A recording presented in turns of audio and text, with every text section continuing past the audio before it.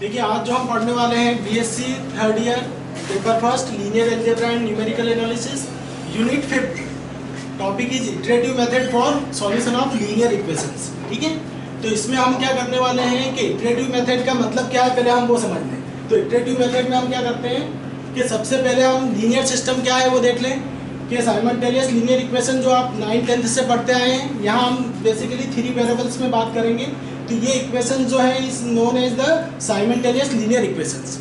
But इसमें iterative method is applicable और not, ये चेक करने के लिए हमारे पास ये कंडीशन है कि the value of the coefficient is greater than the sum of other two coefficient. ठीक है, ये कंडीशन इसके लिए। जैसे आप फॉर एग्जांपल इसमें हो सकता है पहली वाली इक्वेशन में जो x का कोफिशिएंट रहेगा वो y और z दोनों के कोफिशिएंट को ऐड भी कर दोगे आप। यदि नेगेटिव है तो पॉजिटिव करना है, मॉड इसलिए लगा रखा है कि आप उसका साइन यूज नहीं करेंगे, न्यूमेरिकल वैल्यू यूज करना है। यदि -7 है तो हम 7 को ऐड करेंगे वहाँ पर। तो यदि ऐड करने पर उसका सम यदि उससे लेस देन आता है, दोनों का सम लेस देन है यदि अदर वेरिएबल से, तो उस वेरिएबल से हम x की वैल्यू निकालेंगे। जैसे फॉर एग्जांपल देखो इसमें a1 की वैल्यू मैंने लिखी है कि mod of a1 is greater then mod of b1 plus c1। तो इस वाली इक्वेशन में हम x की वैल्यू निकालेंगे इससे हम। सेकंड वाली इक्वेशन में मैंने क्या लिखा है b2, mod of b2 is greater then mod of a2 plus c2। तो इस वाली इक्वेशन में आप देखोगे ना तो इसका कोफिशिएंट जो है वो लार्जर है, इसका कोफिशिएंट। तो हम इससे किसकी वैल्यू निकालेंगे, y की वैल्यू निकालेंगे। थर्ड वाली इक्वेशन के लिए लिखा है कि मॉड ऑफ c1, इसकी बात कर रहा हूँ इस कोफिशिएंट की, is greater then mod of a3 plus b3। तो उस वाली इक्वेशन से हम z की वैल्यू निकालेंगे। अब बेसिकली इटरेटिव मेथड होती क्या है, जैसे मैंने कल भी बताया था कि इटरेटिव मेथड में हम क्या करते हैं कि अप्रोक्सीमेट वैल्यू लेके चलते हैं, इनिशियल वैल्यू। तो इनिशियल वैल्यू का मतलब होता है कि जो वेरिएबल्स हैं उनकी वैल्यू हम 0 एज्यूम कर लेते हैं। हम क्या करेंगे कि यदि पहले इक्वेशन में हम x की वैल्यू निकाल रहे हैं तो हम y और z को 0 पुट अप करेंगे। तो इनिशियल वैल्यू लेके हम स्टार्ट करते हैं, हमको जैसे ही y और z 0 रखेंगे x की एक इनिशियल वैल्यू मिल जाएगी। ऐसे दूसरी इक्वेशन में हम जो है x और z की वैल्यू 0 रखेंगे और तीसरी वाली इक्वेशन में हम x और y की वैल्यू 0 रखेंगे। तो जो वैल्यू मिलेगी is known as the initial approximation. ठीक है, फिर हम उसका इस्तेमाल करेंगे सेकंड वाली इटरेशन में। जो वैल्यू मिली हमको, हमने स्टार्ट कहाँ से किया था, x y z तीनों को हमने 0 से स्टार्ट किया था, हमने 0 पुट अप करके वैल्यू निकाली। जो वैल्यू मिली उसको हम सेकंड वाले इटरेशन में उपयोग करेंगे। इस तरह से हमको करते जाना है, इसीलिए इस मेथड का नाम क्या है, इटरेटिव मेथड। तो इसमें बेसिकली हम 3 मेथड पढ़ने वाले हैं। पहली मेथड है गॉस जैकोबी मेथड, या कई बुक वाले इसको सिर्फ जैकोबी मेथड बोलते हैं। ठीक है, तो दोनों ही सेम है, गॉस जैकोबी लिखें या फिर जैकोबी मेथड लिखें, एक ही बात है। इसमें भी हम सिस्टम ऑफ लीनियर इक्वेशंस जो है वो सॉल्व करने वाले हैं। और कंडीशन मैंने बताया ये जरूर चेक कर लेना। जैसे फॉर एग्जांपल एक इक्वेशन दे रखी x plus Y plus Z equals to 7, तो बताओ उसमें ये मेथड लगेगी क्या, x plus Y plus Z equals to 7, तीनों के कोफिशिएंट कितने हैं, तो उसमें ये वाली कंडीशन एप्लीकेबल नहीं होगी। तो हमको ये कंडीशन चेक कर लेना है। क्या करते हैं कि जब एग्जाम में क्वेश्चन आता है तो स्टूडेंट क्या करता है कि सबसे पहली वाली इक्वेशन से x की वैल्यू निकाल लेता है। तो जरूरी नहीं है कि x का कोफिशिएंट उसमें बड़ा हो सकता है y का कोफिशिएंट दे दिया उसमें। तो अपने को ये देखना है कि जिस इक्वेशन में जिस वेरिएबल का कोफिशिएंट लार्जर है उस इक्वेशन से उस वेरिएबल की वैल्यू निकालना है। ठीक है, आगे पीछे करके दे सकता है। आप बुक में देखोगे 10 क्वेश्चन में से एक आध क्वेश्चन ऐसा मिल जाएगा जिसमें पहली वाली इक्वेशन में y का कोफिशिएंट बड़ा है। तो आपको ध्यान रखना है कि रट के नहीं चलना है अपने को कि x का ही कोफिशिएंट अपने को हर बार निकालना है पहली इक्वेशन से। हम कोफिशिएंट को चेक करेंगे, ये कंडीशन चेक करेंगे, उसके बाद फिर हम उसको इस फॉर्म में लिखेंगे। तो जैसे हमारी ये कंडीशन सेटिस्फाइड होगी, हम देखिए पहली वाली इक्वेशन में मैंने x का कोफिशिएंट को बताया था कि बाकी दो कोफिशिएंट के सम से भी बड़ा है, इसलिए मैंने x की वैल्यू निकाली। सेकंड वाली इक्वेशन में y का कोफिशिएंट के लिए कंडीशन एप्लीकेबल थी, इसलिए y की वैल्यू निकाली। और तीसरी वाली इक्वेशन से मैंने z की वैल्यू निकाली। तो आपको जो सिस्टम ऑफ इक्वेशन मिलेगा वो हमेशा इस टाइप से मिलेगा कि हर एक इक्वेशन में किसी एक वेरिएबल का कोफिशिएंट बाकी दोनों वेरिएबल के कोफिशिएंट के सम से बड़ा होगा। ऐसा नहीं होगा कि पहली वाली इक्वेशन में भी x का कोफिशिएंट बड़ा है, दूसरे वाले में भी x का बड़ा है और तीसरे वाले में भी x का, ऐसी इक्वेशन नहीं मिलेगी। आपको इक्वेशन उसी तरह से देंगे जिसमें एक इक्वेशन में x का कोफिशिएंट बड़ा होगा, दूसरे में y का, तीसरे में z का, पर वो आगे पीछे हो सकती है। ठीक है, तो हम इस तरह से सबसे पहले निकाल लेंगे। आपको पुरानी वाला इक्वेशन बताता हूँ। अपने ये इक्वेशन थी, हमने क्या करा, पहली वाली इक्वेशन से y और z इधर ले गए और a1 से डिवाइड कर दिया। सेकंड वाले से हम y निकालेंगे तो आपका x और z दोनों इधर आ जाएगा और b2 से डिवाइड कर देंगे। तो डिवाइड करने के बाद हमारी ये इस तरह की इक्वेशन बन जाएगी। जितने भी इटरेटिव मेथड करने वाले हैं उसमें ये स्टेप कॉमन है, आपको यहाँ तक तो करना ही है। फिर इसके बाद मैंने बताया कि हम गॉस जैकोबी मेथड में सबसे पहले इनिशियल वैल्यू लेके चलते हैं। तो अपने को पता होता है एक्स वाई जेड की इनिशियल वैल्यू मिनिमम वैल्यू क्या है, 0 है, तो हम 0 से स्टार्ट करते हैं। ये जो इक्वेशन दे रखी है सिस्टम ऑफ इक्वेशन, इसमें हम 0 पुटअप करेंगे। कैसे 0 पुट करेंगे, जैसे यह इक्वेशन है पहली वाली, तो इसमें आप सिर्फ वाई और जेड की वैल्यू 0 पुट करेंगे, इधर RHS में रखना है अपने को वैल्यू। इधर 0 पुट करोगे तो आपको यहाँ पर x की वैल्यू हो जाएगी d1/a1, ठीक है। भाई में यहाँ आप 0 पुट करोगे x और z, तो आपकी भाई की वैल्यू आ जाएगी d2/b2। ऐसे यहाँ जब z वाली इक्वेशन में आप x और भाई 0 पुट करेंगे तो z की वैल्यू आ जाएगी d3/c3। तो ये जो वैल्यू है आपकी, ये फर्स्ट इटरेशन कहलाएगा जब हम 0 0 रख के वैल्यू निकालेंगे, ठीक है। हमको जब ये वैल्यू मिल जाएगी x y z की, जो वैल्यू मिली है हम उसको वापस से इन्हीं इक्वेशन में रखेंगे।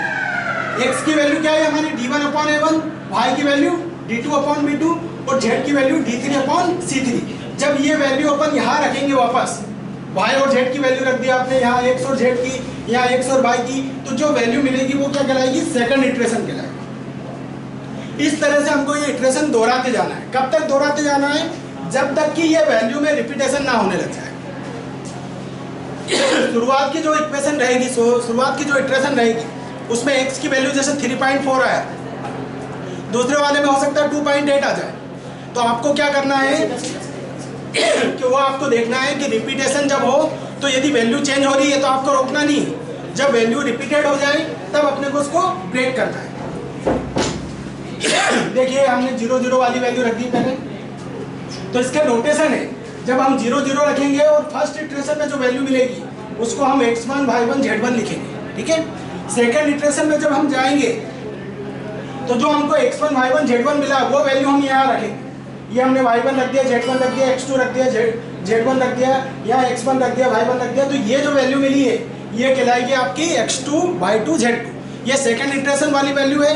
जब हम इनको थर्ड इटरेशन में रखेंगे तो क्या मिल जाएगा हमको, x3 y3 और z3 मिल जाएगा। इस तरह से हमको ये करते जाना है। अब देखो एक न्यूमेरिकल इसके ऊपर करके देखते हैं। एग्जाम में साफ लिखा हुआ आता है कि आपको पर्टिकुलर इस मेथड से इसको सॉल्व करना है। या तो गॉस जैकोबी मेथड आएगा हमारा लिखा हुआ, या फिर जो है गॉस सेडल मेथड आएगा, दोनों में से कोई से भी आ सकता है। तो जो आपकी सीक्वेंस है मेथड की वो ये है कि सबसे पहले जैसे उन्होंने गॉस जैकोबी मेथड बनाई और इसको फिर मॉडिफाइड करा तो वो हो गई गॉस सेडल मेथड। तो इसी का मॉडिफिकेशन सेकंड वाली मेथड है। इस मेथड को अप्लाई करने के लिए मैंने बताया, आप कोफिशिएंट ध्यान से देखिए। इसमें पहली वाली इक्वेशन में x का कोफिशिएंट 10 है और बाकी दोनों को हम 8 भी करें 5 और 2 को, तो वो 7 हो रहा है जो कि उससे छोटा है। ऐसे सेकंड वाली इक्वेशन में भी 10 है कोफिशिएंट और अदर 2 कोफिशिएंट है अपने पास 3 और 4, तो इज आल्सो 7। ऐसे थर्ड वाली इक्वेशन में आप z का कोफिशिएंट देखिए 10, जो कि x और y के कोफिशिएंट के सम से भी बड़ा है। तो ये हमारी तीनों कंडीशन सेटिस्फाइड है। इसका मतलब इन इक्वेशन में हम इटरेटिव मेथड लगा सकते हैं, ठीक है। यदि ये कंडीशन आप देखते से समझ में आ जाएगा, यदि कंडीशन फेल हो रही है, जैसे मैंने एक एग्जांपल बताया था x + y + z = 7, तो आप समझ जाना इसमें ये मेथड एप्लीकेबल नहीं है। फिर हम उसमें डायरेक्ट मेथड लगाएंगे जो आपको पिछली बार मैंने पढ़ाया था। तो इस वाली मेथड में हमने चेक कर लिया कि एप्लीकेबल है, फिर हमने इसको इस फॉर्म में लिखा। जिस इक्वेशन में जिस वेरिएबल का कोफिशिएंट बड़ा था उससे हमने उसकी वैल्यू निकाल ली। जैसे फर्स्ट इक्वेशन से हमने x निकाल लिया, सेकेंड वाले से y निकाल लिया और थर्ड वाले से z। अब चूंकि हमको इटरेशन करना है तो मेथड में करना क्या है कि सबसे पहले स्टार्ट करना है इनिशियल वैल्यू से। सबसे पहले हम x y z इनकी वैल्यू क्या ले लेंगे, 0 ले लेंगे। और ये 0 हमको कहाँ रखना है, RHS में रखना है। जब हम ये वैल्यू RHS में पुटअप करेंगे तो LHS में जो वैल्यू मिलेगी उसको हम कैसे इंडिकेट करेंगे, x1 y1 और z1 से। तो देखो आप पहली वाली इक्वेशन में यहाँ मैंने y और z 0 रख दिया, ये देखिए y और z 0 रखा, तो ये हो गया 3/10। 3/10 मतलब 0.3। ऐसे ही आप इसमें रखेंगे x और z को 0 रखोगे तो ये भी क्या हो जाएगा 3/10, तो ये आल्सो 0.3 हो जाएगा। थर्ड वाली इक्वेशन में हम x और y को 0 रखेंगे तो -3/10 मतलब -0.3 आ जाएगा। तो इस तरह से हमको ये वैल्यू मिल जाएगी। ये क्या कहलाएगी, फर्स्ट इटरेशन की वैल्यू, ठीक है। ये हमको वैल्यू मिल गई x1 y1 और z1। क्लियर है इतना। हमने स्टार्ट कहाँ से करा, 0 0 से। आपको रखना क्या है, सबसे पहले RHS में x और y की वैल्यू 0 रखना है। जो वैल्यू मिलेगी वो x1 y1 z1 हो जाएगा और वो हमारा फर्स्ट इटरेशन होगा। जब हम सेकेंड इटरेशन में जाएंगे तो जो वैल्यू हमको फर्स्ट इटरेशन में मिली है वो वैल्यू यहाँ पर इस्तेमाल करना है। मतलब एक्स वाई की जगह हम क्या रखेंगे, x1 y1 और z1 रखने वाले हैं। तो वही करना है आपको, जो इक्वेशन थी हमारे सिस्टम ऑफ इक्वेशन जो हमने उसको ट्रांसलेट करके लिखा था, वहां पर अब ये वैल्यू रखना है। देखो ये हमने वैल्यू रख दी है किसकी, y और z की वैल्यू रख दी है यहाँ पर पहली वाली इक्वेशन में। सेकंड वाले में हमने x और z की वैल्यू रख दी और थर्ड में x और y की वैल्यू मिल गई। तो ये हमारा क्या हो गया, सेकंड इटरेशन हो गया। मतलब जो हमको फर्स्ट इटरेशन में वैल्यू मिली वो सेकंड में इस्तेमाल कर लिया हमने।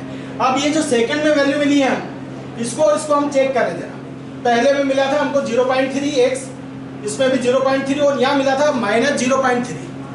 यदि ये वही होता 0.3 होता और हमको डेसिमल के बाद 1 प्लेस तक की वैल्यू निकालना होती तो यही रोक देते हम कि दोनों वैल्यू सेम हो गए, हमारी पहली इटरेशन की वैल्यू और सेकंड डेसिमल के बाद 1 प्लेस तक सेम हो गई। लेकिन यहाँ पर देखो ये वैल्यू चेंज हो गई, वहाँ था -0.3 जबकि यहाँ क्या आ गया -0.5 है। तो इसका मतलब एक भी डेसिमल प्लेस तक वैल्यू सेम नहीं है, मतलब आगे और करना है हमको।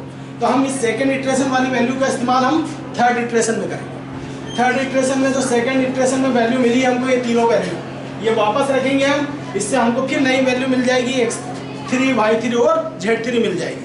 ये वैल्यू मिल गई हमको, इसको फिर वापस जो मिली है उसको हमको फोर्थ इटरेशन में करना है। कब तक करना है ये, जब तक कि आपको क्वेश्चन में कई बार मेंशन होता है कि solve the equation up to the 3 decimal place. तो दशमलव के बाद 3 अंकों तक जब समान आने लग जाए तब तक अपने को करना है। तो ये कैलकुलेशन आसान है, आप लोगों को जो है साधारण जो कैलकुलेटर होता है वो अलाउ रहता है एग्जाम में, ठीक है। तो आप ये कैलकुलेशन आसानी से कर सकते हैं क्योंकि इसमें कोई ट्रिग्नोमेट्री टर्म तो आ नहीं, साइंटिफिक कैलकुलेटर की आवश्यकता नहीं है। तो हम कैलकुलेटर का इस्तेमाल करके ये वैल्यू निकाल सकते हैं। ये देखो फोर्थ इटरेशन में थर्ड वाली वैल्यू रख दी हमने, फिर ये जो वैल्यू मिली है हमको वापस फोर्थ में, ये किस में यूज हो जाएगी, फिफ्थ में।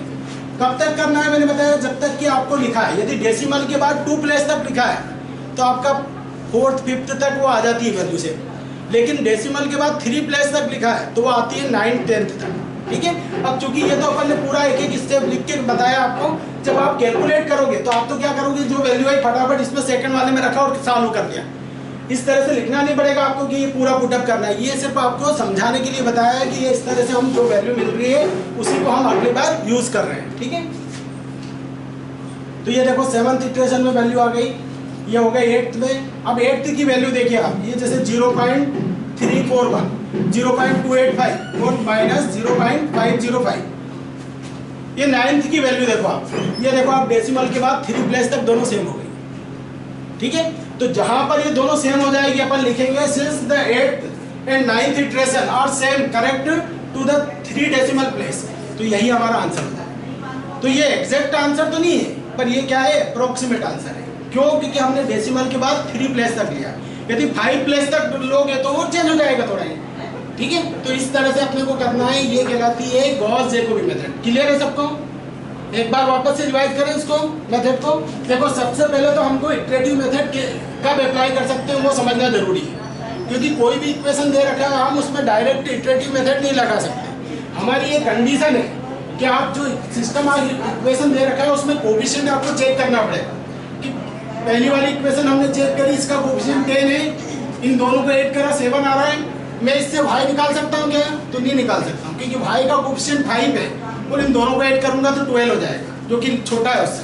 तो इसका मतलब है कि यहाँ हम y नहीं निकाल सकते। इस वाली इक्वेशन में x निकाल सकता हूँ क्या? नहीं निकाल सकते, क्योंकि x का कोफिशिएंट 4 है, जबकि इन दोनों को ऐड करेंगे तो 13 हो जाएगा। तो इससे मुझे y निकालना है। इस वाले में चूंकि z का कोफिशिएंट सबसे लार्जेस्ट है तो इससे z निकालना है। तो सबसे पहले ये चेक करना बहुत जरूरी है। ये आप देखोगे तो कई बुक में ये चीजें नहीं लिखी होंगी। अभी आप यदि दूसरी कोई सी बुक उठाओगे तो उसमें ये कंडीशन जो मोस्ट इंपॉर्टेंट है, ये बहुत जरूरी है कि हम ये चेक करें कि कोफिशिएंट किस इक्वेशन में किस वेरिएबल का ज्यादा है, उस इक्वेशन से उसी वेरिएबल की वैल्यू हमको निकालना है। तो हम उसको फिर इस फॉर्म में लिख लेंगे। जैसे इस फॉर्म में आया तो फर्स्ट इटरेशन की वैल्यू निकालने के लिए RHS में जो भी वेरिएबल है उनकी वैल्यू क्या पुटअप करना है, 0। इनिशियल वैल्यू लेना है अपने को 0। जैसे ही आप 0 पुट करोगे तो आपकी जो न्यूमेरिकल वैल्यू है वेरिएबल से इंडिपेंडेंट कांस्टेंट टर्म, उससे आपको एक नई वैल्यू मिल जाएगी। जैसे x1 मिल गया अपने को 0.3, y1 भी 0.3 मिल रहा है और z1 की वैल्यू मिलेगी -0.3। अब जो वैल्यू मिली अपने को 0.3, 0.3 -0.3, वो हमको सेकंड वाले इटरेशन में यूज करना है। उसका इस्तेमाल हमने देखो, अब ये x की वैल्यू ये रख दी हमने, y की वैल्यू 0.3 रख दी और z की वैल्यू -0.3 रख दी RHS में। जैसे हम RHS में वैल्यू रखेंगे तो हमको x2 y2 z2 मिल जाएगा। ये प्रोसीजर हमको रिपीट करना है जब तक क्वेश्चन में मेंशन किया है। यदि आपने जैसे एग्जाम में आप करने गए, उसने नहीं लिखा कि कितने डेसिमल तक करना है, तो अपन ने 6-7 इटरेशन कर लिए मैक्सिमम। उसके बाद देखा कि डेसिमल के बाद 2 प्लेस तक सेम आ गया तो 2 प्लेस तक ही लिख दे। ऐसा ज़रूरी नहीं कि हर क्वेश्चन में अपने को 3 प्लेस तक जाना है। 2 प्लेस तक भी सेम वैल्यू आ गई है तो आप लिख सकते हो, वहीं एंड कर सकते हो। अब 2 प्लेस में भी क्या होता है, जैसे 0. पहला आया आपका 0.39 आया, अगले वाले इटरेशन में आ गया 0.387 आ गया। तो चूंकि 7 चूंकि 5 से बड़ा है तो आप उसको 1 डिजिट इधर आगे बढ़ा सकते हो, तो उसको भी आप 0.39 मान सकते हो यदि 2 डिजिट तक जाना है तो अपने को। तो अपने को ये देखना पड़ेगा टाइम मैनेजमेंट के हिसाब से कि हम कहाँ तक उसको कर सकते हैं। ये हमारी पहली मेथड है जो मैंने बताया कि इस मेथड में आपको इनिशियल वैल्यू से स्टार्ट करना है 0 से, और जो हमको मिलेगी वैल्यू एक इटरेशन में जो वैल्यू मिली है वो वैल्यू हमको अगले इटरेशन में इस्तेमाल करना है। ये इसका कॉन्सेप्ट है।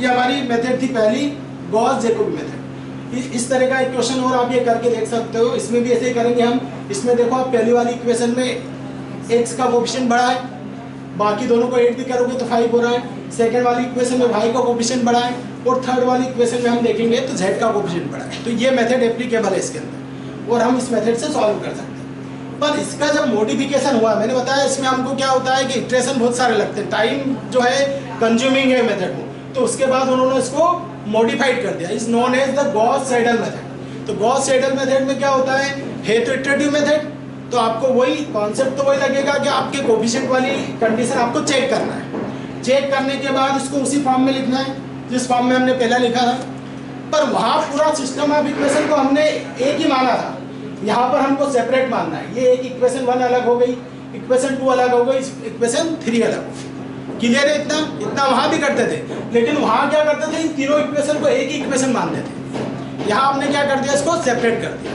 अब जब हम फर्स्ट इटरेशन पे जाएंगे तो फर्स्ट इटरेशन पे हम क्या करेंगे, फर्स्ट वाली इक्वेशन में y और z नहीं है हमारे पास, तो इन दोनों की वैल्यू क्या पुटअप कर देंगे, 0, जैसा वहाँ करते थे।